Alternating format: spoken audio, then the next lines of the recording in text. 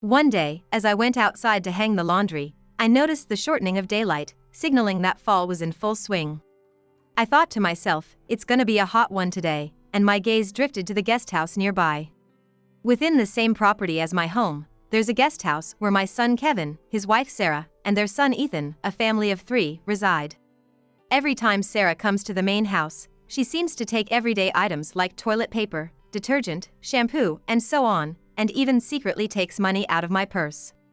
But I've never actually caught her in the act, and without evidence, I couldn't confront her.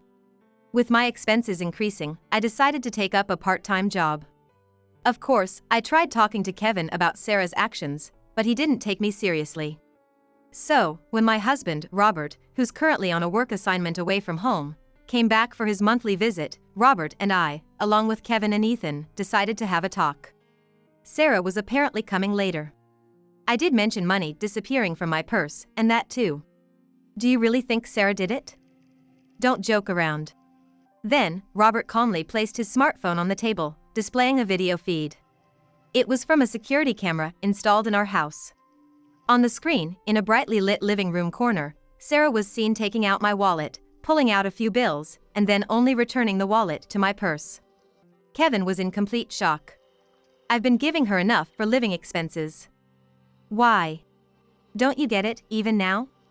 Startled by my words, Kevin stormed out of the house in a rage, rushed to the guest house, and dragged Sarah back. When shown the video, Sarah's face turned ashen. My name is Rachel Smith, a 60-year-old housewife. My husband, Robert, is away on a work assignment and only comes home about once a month. We're both past the prime of our lives and would like to settle down peacefully, but it seems life has other plans. When Robert learned that he was going to be working away from home, he hesitated for a moment and then confided in me, saying, "Rachel, I'm gonna be living on my own from next month. They're setting up a new sales office and want me to oversee the younger staff there." Robert has always been regarded as a dependable elder brother figure at the company. In fact, he's great at taking care of others, not just at work but at home too. When our son, Kevin, was just born, Robert would often take the initiative in feeding him and changing his diapers. Even if he couldn't take paternal leave, on weekends and during summer vacations, he'd nap with Kevin, take him to parks, or tutor him as he grew older. Seeing such a reliable figure as Robert downcast was rare. Don't be so down. You'll be coming home often, right? I assumed he'd be home within 2 or 3 months. That's the thing, I don't really know. Since I'll be crossing states, I might not see you as often. Maybe just once a month. I'm worried about you, Rachel. Why was he worried about me? I pondered for a moment and then it hit me. I have a chronic illness and had recently undergone surgery. He must be concerned about possible complications. Don't worry. Kevin and his family are in the guest house. I'll let you know if something comes up. Within the same property as my home, there's a guest house where my son Kevin, his wife Sarah, and their son Ethan, a family of 3, reside. Kevin got married 6 years ago. They lived in an apartment for 2 or 3 years, but due to some issues with the landlord, they had to move. They checked out other places, but Sarah didn't like any of them. Eventually, they asked if they could move into the guest house. Robert wasn't thrilled with the idea at first and even declined. "Kevin, you know about your mother's illness. I don't want to burden her any more than necessary. I'm against it." Even after this initial refusal, a desperate Kevin came back a month later, saying, "Dad, please. We promise not to be a nuisance. Can we just stay in the guest house?" By the time this story came around, Robert had changed his mind, and he agreed to let Kevin's family live in the guest house. When I later asked Robert the reason, he said he felt more at ease than leaving me alone. It's been about 3 years since then, and they've shown no signs of moving out. Wanting to ease Robert's concerns, I reassured him. "I'm okay. My post-op recovery is on track and I'm taking my meds regularly. We should install a surveillance camera. The latest ones are advanced, they come with temperature sensors and can even detect heat strokes. You're worrying too much." Chuckling, we continued talking, and before we knew it, it was late into the night. A few days later, Robert actually installed a surveillance camera and linked it to his smartphone app. I was surprised at first, but since it was positioned discreetly, I got used to it by the next day. So, a week later, Robert reluctantly left the house, and now, I live alone in a house that's almost too big. By the way, I didn't mention this to Robert, but something was bothering me. It was about Sarah, Kevin's wife. Even though she's supposed to be a stay-at-home mom, she often left Ethan at home and went out. I could understand if she occasionally went out to lunch with her friends, but was she really going out that frequently? Also, every now and then when she came into my house with Ethan, she'd always take something. "Hey, Rachel, can I take some toilet paper?" At first, it was just little things like that, so I didn't think much of it. But gradually, she began to escalate, trying to take household items like detergent, shampoo, and body wash. There was even a time she tried to take a plate. She did give back the plate, but still, it was odd. "Sarah, are you struggling financially?" "Huh? No." "Then why are you always trying to take stuff from my house?" "It's to save money. With Ethan around, I have to think about the future expenses, so I'm trying to save up now. Please understand, Rachel." With that, she nonchalantly left the house, waving her hand. She always dressed up and mentioned she went to the spa, even got her nails done. Was she really saving up? Kevin worked long hours, from early morning till late at night, and I never heard about them having financial problems. I wanted to confront her about this, but I didn't want to be the meddling mother-in-law, so I kept silent. Then one day, I noticed that money was steadily disappearing from my wallet. I suspected Sarah, but I had no proof. Days went by without being able to catch her in the act. One day, as I went outside to hang the laundry, I noticed the shortening of daylight, signaling that fall was in full swing. I thought to myself, it's gonna be a hot one today, and my gaze drifted to the guest house nearby. Since then, I haven't once seen Sarah acting suspicious about the money. I also think that maybe it's not her after all, but I've started to hear rumors about her from various neighbors. That she was seen walking around town dressed as if she was going to a nightclub or seen walking closely with a young man. I was skeptical. Sure, she dressed fashionably, but nothing out of the ordinary. And she didn't strike me as the type to cheat. I've even seen her in her pajamas when she's in the guest house. I just couldn't imagine Sarah going out and about like the rumors suggested. But if people actually saw her, then maybe there's a side to Sarah I didn't know. While I kept an eye on the situation, money kept disappearing from my wallet. I was starting to struggle to cover living expenses, so I decided to take a part-time job until I could find some evidence. I told Robert it was just for a change of pace, but he was so worried about me that he agreed, on the condition that I don't push myself too hard. Luckily, I noticed a nearby supermarket was hiring cashiers part-time, so I contacted them and went for an interview. I had consulted with Kevin just in case, but one day, as my first shift approached, I told him, "Kevin, I'm gonna start working part-time from next week." "Why?" "You just got out of the hospital, and your body must still be tired, right? It's just 3 days a week. I'll be fine." But more importantly, about Sarah. I decided to boldly discuss Sarah's behavior with Kevin. I thought he might have something to say that would lead to a solution. Did Sarah do something? Actually, recently, she's been taking household items like toilet paper and shampoo. Are you having financial difficulties? But Kevin was indignant. No way. I make sure to give her money every month. Sarah handles the finances. She used to work in accounting, so she knows how to manage money. Really? But she's genuinely taking things. And also, money. Money? You're saying Sarah's taking that too? Kevin looked incredulous. Yes. Little by little, money's being taken from my purse. She probably thinks I haven't noticed, but if this continues, I'll be in trouble. Can you subtly talk to her about it? Mom, are you losing your mind? No way that's happening. Kevin sighed heavily, seemingly not believing me. After that, he ignored everything I said. The next day, I told Sarah that I was gonna work part-time, and it would be difficult for me to look after Ethan anymore. It just so happened that she came over to drop Ethan off. Sarah looked annoyed and complained. "So, who's gonna watch Ethan?" "Sarah, I have to be clear with you. You need to take care of your own child. Why do you always leave Ethan with me? Where are you going?" When I stood my ground, Sarah clicked her tongue in annoyance. "Fine, I get it. I won't ask you anymore." She didn't answer my question and just took Ethan's hand, heading back into her house. I felt nervous and was sweating, but from that day on, only Ethan would come running to me. Grandma, play with me. I thought, Sarah must be out again. And with a sigh, I invited Ethan in and took care of him. I hoped that if I started working, she might come to her senses. With that faint hope, I spent the week. And so, my first day at the new job began, starting at 10 in the morning and ending at 3 in the afternoon with a short shift. Having been a full-time homemaker for a long time, going back to work made me nervous. Even though it's just called a cashier, there's a lot to do and a lot to remember. I held my notepad and pen tight, getting lessons from a young woman at the cash register. She was a young woman in her 20s, way more confident than me. She swiftly explained things like loyalty cards and the self-checkout process, but it made my head spin.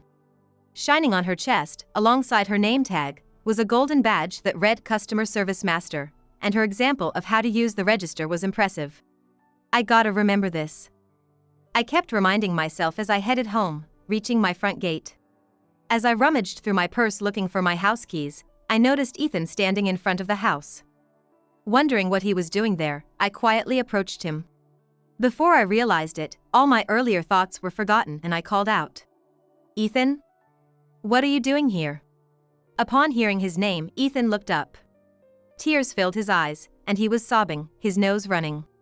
Surprised, I quickly pulled out some tissues from my purse and wiped away Ethan's tears and runny nose. What happened? Did something sad happen? Listening to him, it seemed Ethan had been waiting for me to come out of the house all day. But when I didn't, he had asked his mom, Sarah, who told him that Grandma went to work and wasn't home, leaving him deeply upset. Why did Grandma leave? Is it because of my job that I can't play with Grandma anymore? Sniffling, Ethan struggled to say this. Job? What job do you have, Ethan? When I asked, Ethan replied this, handing me a piece of paper. As I unfolded the small, quadruple-folded note, it read in Sarah's handwriting, Ethan's job, transfer money from Grandma's wallet to Mom's wallet once a day. I was taken aback by these instructions. What? I looked back and forth between the note and Ethan's face, asking in a shaky voice. Ethan, did your mom tell you to do this? Ethan casually replied, yeah. Mom said it's my job. She gave me this note and told me to do it properly. Trying to hide my shock, I quickly invited Ethan inside and gave him some juice. He drank it thirstily, but I was in disbelief. I couldn't believe that Sarah would ask such a young child to take money like that. Can this really be happening? I have no evidence. When on earth did this start? I've been watching Ethan all along, and there aren't many chances for a 5-year-old to look away. Even though we're together from morning to night, how on earth was he taking money out of my purse? Suddenly, a thought struck me. That night, I called Robert and explained the situation. Yeah, I get it. I'm not suspecting Ethan, but I'll go back and check the security camera footage. Robert, without a hint of doubt, listened to my story and said that. 3 days passed, and I got a call from Robert. Hello, Rachel? I've found something terrible. What? My heart raced. It seemed that Ethan was the culprit, but more shocking was seeing Sarah instructing Ethan on how to steal money from the purse. I hadn't told her about the security camera, but still, stealing someone's money in broad daylight is crazy. I was thinking of coming over this weekend. This is wrong. We're gonna talk to Kevin and Sarah. Yes, we should. I felt heavy-hearted, but now that I knew about this, we had to confront it. The days leading up to the weekend were gloomy, but when I went to my part-time job, I would forget about it by focusing on my tasks. That was a relief. The weekend arrived, and though the weather forecast had predicted a hurricane, it veered off to the west, so our area was sunny. However, despite the clear sky, there was a storm brewing inside the house. Robert took a train 2 hours earlier than usual to discuss the matter and came home. Though he looked a bit tired, I sensed determination in him and had a gut feeling that today would be tumultuous. Upon arriving, Robert headed to the guest house and told Kevin and Sarah to come to the main house immediately. However, only Kevin and Ethan arrived. Across the living room table, Robert and I sat facing Kevin and Ethan. Kevin, where's Sarah? I told her to come too, didn't I? She said she'll come later. Perhaps because of the tense atmosphere, Kevin's response was hesitant. As if mocking him, the ice in the glass beside him clinked. I wanted to talk to her, actually, especially her. Well, it's okay. Apparently, Sarah has been taking things from this house quite often. Kevin looked surprised. Mom mentioned that before. But it wasn't that often or that much, right? And Sarah said she got them from you. She says she got them, but I didn't just give them to her. She said that she wanted to save money for Ethan's future and she forcefully took them. Eh? That's impossible. And I did mention money disappearing from my purse, and that too. You can't be serious. Are you telling me Sarah's been acting like a thief? Don't kid around like that. Then, Robert calmly placed his smartphone on the table, displaying a video feed. It's no joke. I have evidence here that Sarah instructed Ethan to steal money. And it's all recorded here, how Ethan takes money from your mom's wallet every day. Kevin was in shock watching the footage. On the screen, in a well-lit corner of the living room, Sarah rummaged through a bag, found a wallet, took several bills from it, and then only put the wallet back in the bag. She showed the taken bills to Ethan, who was nearby, and bent down to instruct him on something. Though the conversation was fragmented, the message was clear. This is what money is, take this much from Grandma's purse. Ethan nodded firmly in understanding and was embraced tightly by his mother. Watching this, Kevin was lost for words, staring intently at Robert's smartphone screen. This is footage from a monitoring camera I set up because I was worried about your mom's health. I never imagined it would capture something like this. There are also videos of Ethan taking money from the wallet. Robert played another video on his smartphone.